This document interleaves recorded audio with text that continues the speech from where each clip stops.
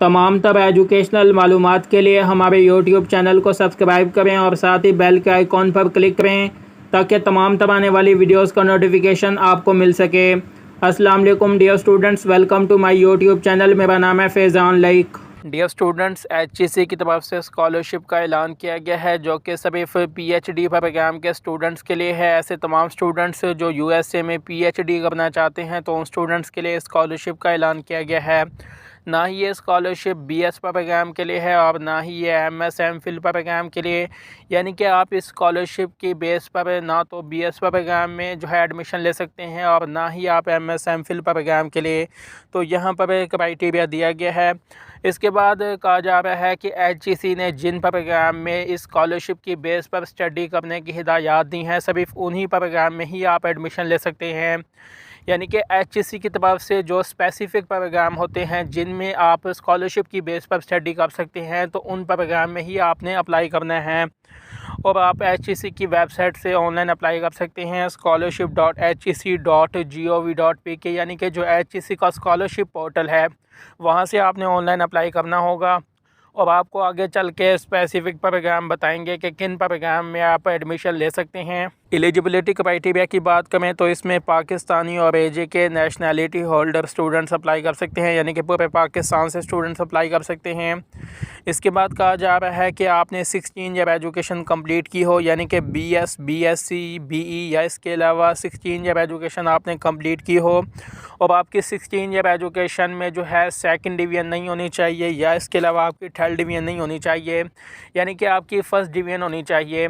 Second division और third division वाले students apply नहीं कर सकते और ये एक्सेप्टेबल है फॉर बोथ कैटेगरी, यानी कि कैटेगरी 1 और कैटेगरी 2 जो कि नीचे दी गई हैं, जो कि आपको आगे चल के मैं बताऊँगा।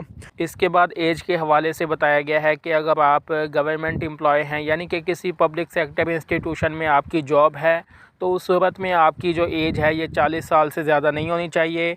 अगर आपकी कोई भी जॉब नहीं है किसी पब्लिक सेक्टर इंस्टीट्यूशन में तो उस सूरत में आपकी जो एज है ये 35 साल से ज़्यादा नहीं होनी चाहिए।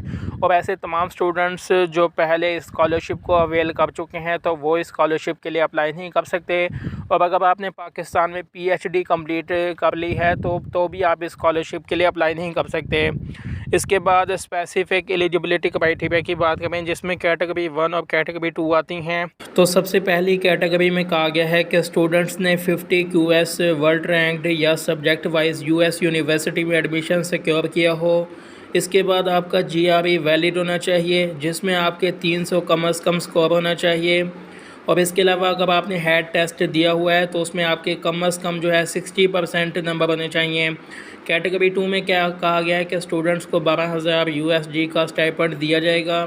फिर इस कैटेगरी में कहा गया है कि स्टूडेंट्स ने 300 QS world ranked US university में एडमिशन सिक्योर किया हो, या अगर सब्जेक्ट वाइज रैंकिंग है तो उसमें आपने 100 यूनिवर्सिटीज़ में जो है टॉप 100 यूनिवर्सिटीज़ में एडमिशन सिक्योर किया हो।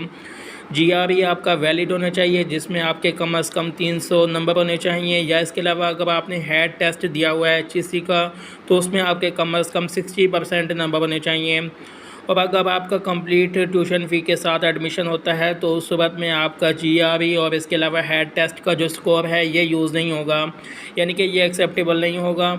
इसके बाद प्रोग्राम्स की बात करें कि किन प्रोग्राम में आप जो है एडमिशन ले सकते हैं, तो स्पेसिफ़िक प्रोग्राम आप स्क्रीन पर देख सकते हैं जिनमें आते हैं एग्रीकल्चर एंड वेटरनरी साइंसेज़। इनमें स्पेसिफिक रिसर्च एरिया है एग्री साइंसेज में crop production, soil and environmental sciences, agriculture, biotechnology. Veterinary sciences में आते हैं breeding, nutrition, reproduction, health, dairy science and veterinary biology. इसके बाद बायोलॉजिकल एंड बायोमेडिकल साइंसेज जिसमें आते हैं computational biology and bioinformatics, medical biotechnology, cancer biology, pharmacology, nano technology. इसके बाद इंजीनियरिंग एंड टेक्नोलॉजी जिसमें आते हैं water management and sustainability, sustainable energy system engineering, urban planning, climate change and environmental engineering, biotechnology and bio engineering launch. इसके बाद land and water resource engineering, agriculture production engineering, automotive engineering, metallurgical engineering, chemical engineering और इसके बाद software engineering. Physical sciences में आते हैं computer science और IT यानी कि इंफॉर्मेशन टेक्नोलॉजी, और सॉइल साइंसेज में शामिल हैं rural development studies, urban planning, water management and sustainability और सस्टेनेबल एनर्जी। तो ये वो स्पेसिफिक प्रोग्राम हैं जिनमें आप पीएचडी के लिए अप्लाई कर सकते हैं। स्कॉलरशिप के हवाले से मुकम्मल डिटेल आप वेबसाइट के इस पेज पर चेक कर सकते हैं, जिसका लिंक आपको डिस्क्रिप्शन में मिल जाएगा। आप लिंक के ऊपर जैसे ही क्लिक करेंगे तो आपके सामने ये पेज ओपन हो जाएगा।